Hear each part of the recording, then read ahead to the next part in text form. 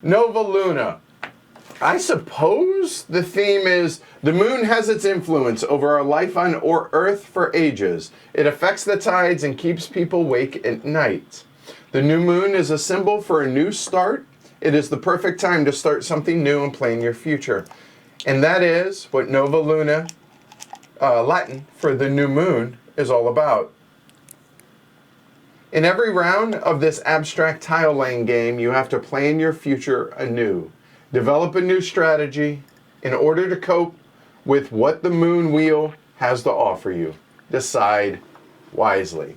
All right, so it doesn't really tell you a whole lot about the game, but let's go ahead and get into it, shall we? So we have the moon wheel here. We have the moon tiles around the outside. We have the moon marker there in the middle. And each of us is going to start with one marker here in the center. All right, at the very top over there. That's going to be our track for turn order as we go along.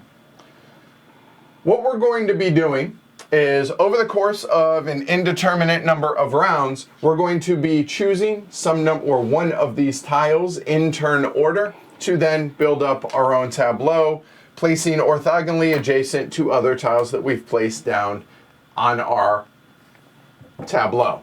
So in each round, there's going to be a maximum of 5 steps that may take place in each round. The first is possibly fill the selection track, depending on the number of tiles that are available out here. Then, in turn order, going to select a tile and move the marker. So whichever tile you choose, you're going to move the marker to that. Then you're going to advance your player disc, then place a tile, and then possibly complete goals. So let's go through that. So on a player's turn, they can choose 1, 2, or 3 ahead of where the marker, the moon marker, is. So whoever's on top will be going first. So in this case, Jess would go first. But for the sake of the example, let's say it were like this. And let's say I choose this tile here. So this tile, each of these tiles has a number of information. You have the number of markers that you're going to advance, how many spaces you're going to advance. It has a color of the tile, and then it has anywhere between 1 to 3 different number of goals on it.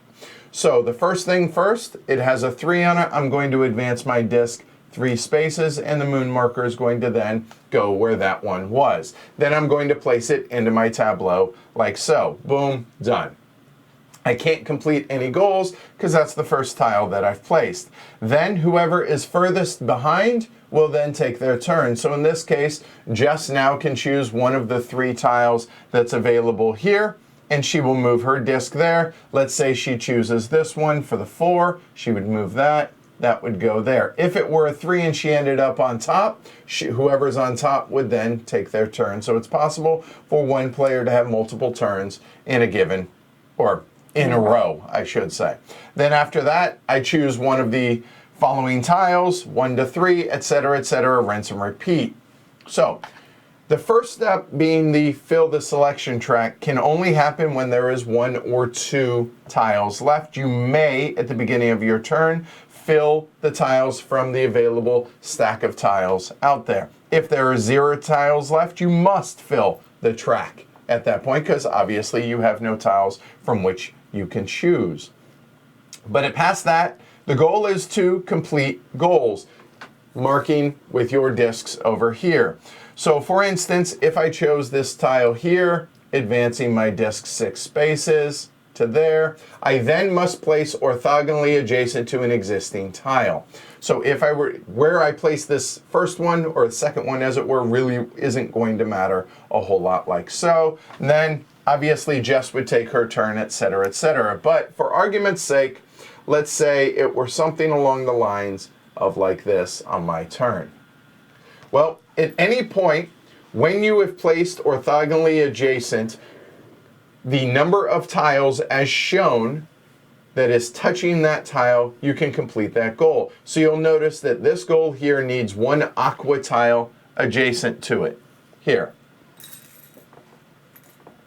So in that case, there we go, that would complete that tile. The goal of the game is whoever whoever gets all of their discs placed first. That would trigger the end of the game and the winner. So you'll notice that this one has 2 yellow tiles that it needs adjacent to it. So there's a couple different ways that we could complete this one. First, that would be adjacent like so. So it has 1 and it has 2 adjacent, so then at that point I would then be able to complete that goal.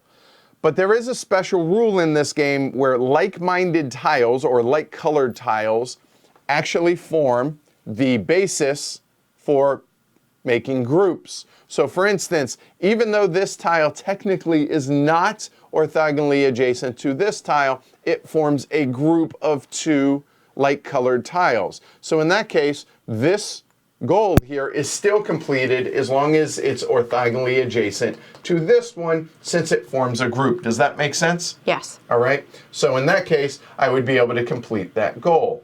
Now, one other thing that I should point out is a tile never counts for itself. So this goal here that shows 2 yellow and 1 aqua, it does not currently have 2 yellow tiles touching it.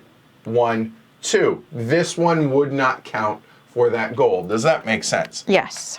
All right. So in that case, this goal has 1 adjacent to it. This goal has 1 adjacent to it. If this one were here, all we would need for this one is 1 more yellow tile, either there, there, there, there, like so.